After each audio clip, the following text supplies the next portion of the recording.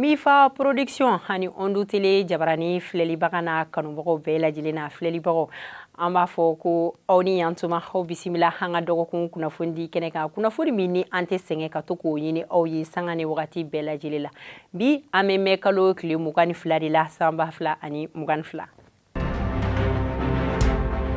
anga kunafoni kunfolo hambo damne ni G5 Sahel ni ube kuma jamana duru uluka fara ɲɔgɔn kan jamana duru munu farala ɲɔgɔn kan walasa mi ye bamagaciw ye ka se ka ulu kɛlɛ ani fɛn caman wɛrɛ o jamana dɔw ye Mali, Mauritanie, Tchad, Niger ali ni Burkina Faso hajekulu a sigira sen kan kabini février kalo tile 16 la sanba fila ani 14 nga a lansira mi ye san 2017 wakati ni o kɛra Nouakchott a sigira sen kan Nouakchott jamana kan wa ayirala k'a fɔ ko Mali kun kan ka kɛ ɲɛmɔgɔ ye ko kabini février kalo tɛmɛnen na u ka 8e édition o tago 8nan ko o kɛnɛ kan Mali kun kan ka kɛ ɲɛmɔgɔ ye nga k'u ma sɔn ko k'a di Mali ma ko sababuya kɛ ko lakanabaliya ko o bɛ an fɛ yen Mali la ka da o hukumu kɔnɔna na min Mali ale bɔra G5 Sahel la min kɛra mai kalo tile 15 la mai kalo tile 11 fo ka taa se a 12 ma hayirala k'a fɔ ko Mali jamanaden dɔ k'olu kun bɛna fanga dafiri ko ka o kɛ n'an b'a fɔ nanzarakan na ko coup d'État kunnafoni dɔw y'a yira k'a fɔ ko mɔgɔ minnu kun bɛ ka nin waleya kɛ k'a bɛ taga bɛn mɔgɔ sigiyɔrɔma 10 ɲɔgɔnna ma nka ko min ye mɔgɔ 7 ye olu de tagara commune 6 o tribunali ɲɛma ni o kɛra mai kalo tile 17 la o mɔgɔ kofolen dɔ kunnafoni ye minnu ko fɔ o dɔ ye ko colonel du génie militaire ni ale CNT jɛkulu mɔgɔ dɔ ye ko u b'a fɔ a ma ko Amadou Keita a filanan ko ye Baba Ahmed Ag Amida ni ale bɛ Semana sabanan ko ye sous-lieutenant Musa Kwaju Abisila ni a bɛ fɔ o ma ko armée blindée cavalerie ko nanina o ye capitaine Drissa Kone ni ale bɛ infanterie la a duruna ko lieutenant Mohamed Samaki ale fana bɛ infanterie la wɔrɔnan ko ye adjudant Sidiki Traoré ni ale bɛ sécurité militaire la ani wolonfilanan ko ye sergent chef Amadou Diallo kunnafoni dɔw fana y'a yira k'a fɔ ko jalakili kɛlen don ko ka nansara jamana dɔw ko ka olu sɛgɛrɛ k'olu de bɛ ka ni mɔgɔ kofolen ninnu ko ka u jukɔrɔma tinti fanga dafiri la an fɛ Mali la nka jamana kelen min don o tɔgɔ o ma fɔ n'an bɔra yan bɛ taga Mura mara la hakili jiginna an ka jamana lakana tigilamɔgɔ olu kun ye tatugu bamagaci mɔgɔ caman na minnu bɛ taga mɔgɔ 200 ani dɔ ɲɔgɔnna la o sin fɛ o waleya in tɛmɛnen kɔfɛ bamagaci dɔw bɔra ni ka kumakan dɔw fɔ ka ɲɛsin an ka jamana ɲɛmɔgɔ ale ni a ka gouvernement mɔgɔw ma ni k'a yira k'a fɔ ko olu bɛna wuli u ka tiɲɛni na k'u bɛna u jɛnsɛn Mali fan caman na ko nin ye kɛlɛ de daminɛni o sin fɛ o kumakan minnu fɔra yen sigidala mɔgɔ ni o ye Mura ye ko mɔgɔ 4 ɲɔgɔnna k'olu de ye u sigiyɔrɔ bila ko ka fan wɛrɛ sɛgɛrɛ n'an bɔra yen an bɛ taa an ka jamana armée fanfɛla la ni o bɛ kuma o ɲɛmɔgɔ dɔw kan a yirala k'a fɔ ko wagati dɔ kun kɛra musaka dɔw kun dira ko ka don an ka jamana kɛlɛkɛcɛw olu ka musakaw ta fansira fɛ min bɛ kuma u ka samarako ni finiko tajiko olu ni a ɲɔgɔnna caman ko k'a don o fɛ nka ko ni ɲɛmɔgɔ ninnu ko u ma a baara kɛ a sira fɛ ko sabula ko surfacturation ko yira la ni o de ye ko ka dɔ fara sɔngɔ kan ka sɔrɔ a fɛn ninnu sara fɛn minnu na a to a kɛ bɔ wa ko mɔgɔ minnu minɛna nin ko la ko ye généraux 3 colonel kelen ani commandant kelen ni o dɔ ye ko général Musa Bamba Keita ni ale kun ye chef d'état-major général o ɲɛmɔgɔ kɔrɔ kun ye ale ani ko ministre kɔrɔ kun don Ibrahim Boubacar Keita ale ka fanga na ministre mun kun ɲɛsilen don lakana hukumu kɔnɔna ma ale ta tɛmɛnen kɔfɛ a général filanan ko ye Suleiman Bemba ye général sabanan ko ye Mustafa Darabo ye min ye colonel ye ko ye colonel Abdul Wahab Touré ani commandant Aminata Doho ko ni mɔgɔ kofolen ninnu ko olu minɛna ka da ni waleya kan nka hali bi kunnafoni dɔ yɛrɛ fana fɔ ko colonel Mohamed Lamine Jakite ko ale fana ko ale bɛ ka ɲini nin ko la ale ma se ka lasɔrɔ fɔlɔ ani colonel dɔ fana bɛ yen nɔ ni a bɛ fɔ o ma ko Mamuru Togo ko ale bɛ an ka jamana lakana tigilamɔgɔw olu ka contrôle kɔnɔna na ni an b'a fɔ ma nanzarakan na ko placé sous contrôle judiciaire N'an bɔra yen an bɛ taga Tabakoro Sila ni o ye Banaba o cercle dɔ ye nin yɔrɔ kofolen yɛrɛ fana ale bɛ Kulukoro o région fanfɛla de la a yirala k'a fɔ k'an ka jamana lakana tigilamɔgɔw ko u ye banbagaci sigiyɔrɔma 12 ko ka o faga min ye mɔgɔ 7 ko olu minɛna wa ko o waleya ninnu tɛmɛnen kɔfɛ ko fɛn dɔw yera banbagaciw bolo min ye kɛlɛkɛminɛnw ani bidon dɔ fana min kun falen don taji la o caman an ka jamana lakana tigilamɔgɔw u ye o minɛ ka taga ni o ye.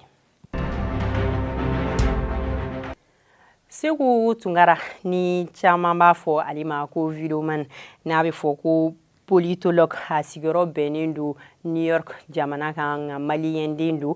wa ko min ye mɛkalo tile 13 ni o kɛra juma jan tɛmɛnen na lajɛba dɔ kɛra an fɛ Mali la a kun bɛ o kɔnɔna na ka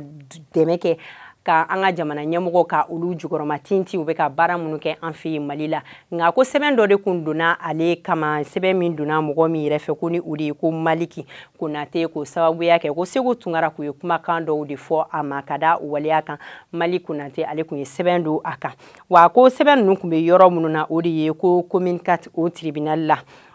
Segu Tunkara ka minɛli tɛmɛnen kɔfɛ maliyɛnden caman kun bɔra ka u ka nisɔngoya yira ka bɔ iko kɔnɔkulu ko min ye Segu Tunkara ko k'a bila nka Segu Tunkara bibi na a yɛrɛ labilala ni o kɛra mɛkalo tile 17 la san 2022 a bilalen kɔfɛ a bɔra ka kumakan dɔ fɔ ko k'a b'a ɲini maliyɛnden bɛɛ lajɛlen fɛ k'an ka bɛn ko ka kɛ kelen ko minnu kɛra ko ka ɲinɛ o ko kɔ k'ale yɛrɛ yafara ko wa k'a b'a dɔn fana ko a ko kun bɛ ani mɔgɔ min cɛ fana i n'a fɔ o fana yafara cogoya min na ko Mali ko de ka gɛlɛn ni diɲɛ fɛn bɛɛ lajɛlen k'an ka ɲɔgɔn minɛ ko ka kɛ kelen.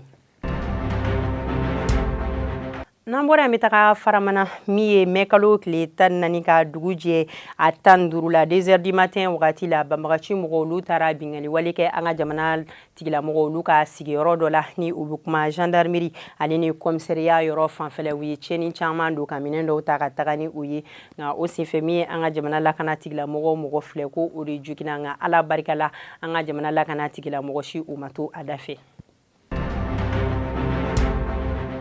N'an bɔra yan bɛ taga Kayi mara la mɛkalo tile 18 na 3 heures du matin wagati la ko Kayi suguba la ko tasumakan kasara o donna yen yɔrɔ la min kɛra sababu ye ka u ka butigi sigiyɔrɔma 15 ɲɔgɔn na ko olu bɛɛ lajɛlen ko o de jenina ani a kɔnɔna minɛnw ko ka tiɲɛni caman don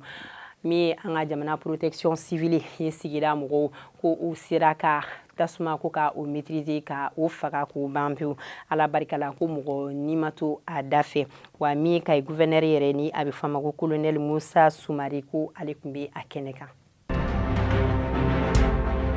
Fatumata Batuli Ɲani ale ye muso ye min cɛsirilen don hali bi Maliko fan sira fɛ walasa min ye maliyɛndenw ka lafiya ale ka baara ɲɛsinnen don o ko ma wa a bɛ mɔgɔ caman dɛmɛ kosɛbɛ kɛrɛnkɛrɛnnenya la min bɛ kuma farikolo ɲɛnajɛ yɛrɛ kan a bɛ ka seko n'a damayira kɛ o ko hukumu kɔnɔna na sunkalo kɔnɔna na min kun ye commune 6 o sifilaka dɔw ye olu kun ye fara ɲɔgɔn kan dɔ kɛ ni Kasi Batuli Ɲani ale ni a ka mɔgɔw ma u ka se ka u dɛmɛ ni u bɛ kuma ko min opération Ramadan o sera u ma ka kɛ fɛn min ye o de ye ko ka u dɛmɛ u ka se ka baara dɔ sɔrɔ ka se ka o kɛ u yɛrɛ ni sun kun tigɛra ni u kun tagara o baara ɲɛsin farikolo ɲɛnajɛ ma u kun bɛ to ka o kɛ ni sun kun tigɛra 22 heures wagati la sufɛla fɛ fo ka taa se 3 heures du matin wagati ma ko Fatumata Batuli Ɲani k'o ye dɛmɛba dɔ u ye wa a baara o kun cɛra min kɛra dimanche tɛmɛnen mɛkalo tile 15 la u ye lajɛba dɔ kɛ ni ka foliba lase Batuli Ɲani ale ni mɔgɔ fɛn fɛn de ye dɛmɛ kɛ u ka baara ninnu na walasa u ka baara ninnu bɛ se ka ɲɛnabɔ u bolo cogoya min na u ye foliba lase min yɛrɛ ye kɛrɛnkɛrɛnnenya la Ba Abulayi a ye foliba lase Batuli Ɲani ani u ka sigida mɔgɔw bɛɛ lajɛlen a ye foliba lase ni mɔgɔ kofolen ninnu bɛɛ ma. N'an bɔra yen an bɛ taga Bafulabe ale ni Mayina gendarmerie min bɛ yen yɔrɔ la Bafulabe ni yɔrɔ kofolen na olu wulila ka patrouille ba kɛ ni o kɛra mɛkalo tile 18 na o waleya ninnu sɔrɔla fɛn min fɛ u ye bolimafɛn sen 2 ka olu de minɛ ko foire tɛ minnu na u ye o minɛ ko o kɛra kun min na o de ye ko min ye sirabankan kasara ko ka dɔ bɔ o la ani suyɛnni minnu bɛ ka kɛ ni yɔrɔ kofolen na u bɛ se ka dabila cogoya min na wa u ka baara a ɲɛna u bolo sabula k'u ye moto camanba ko ka o de sɔrɔ minnu k'u suyɛnna wa u ye kunnafoni di k'a lase mɔgɔ minnu ka bolimafɛn ni u kun tununa ko olu ka se u ma ka taa ni u ka pièce ka taa u ka bolimafɛn k'a minɛ. n'an bɔra yan bɛ taga Tombouctou mara la o ka commissaire principal ni a bɛ fɔ o ma ko Burulayi Kulibali ko mɛ kalo tile 16 hali ni a ka cɛden k'u bolo dara bandi caman kan wa ko u minɛlen kɔfɛ k'a yirala k'a fɔ ko u ka sigida dɔ bɛ yen nɔ ni a bɛ fɔ o ma ko Abaraju ko moto sonyɛni camanba de taara yen nin yɔrɔ kofɔlen na o ye weleda lase mɔgɔ minnu ka moto tunna k'u ka se u ma u ka taa ni u ka pièce ye ka u ka bolimafɛn k'o di u ma. Ni laseli de tun b'an bolo ka lase aw ma an b'a fɔ aw kan bɛn don wɛrɛ ni Ala ka jɛ ye.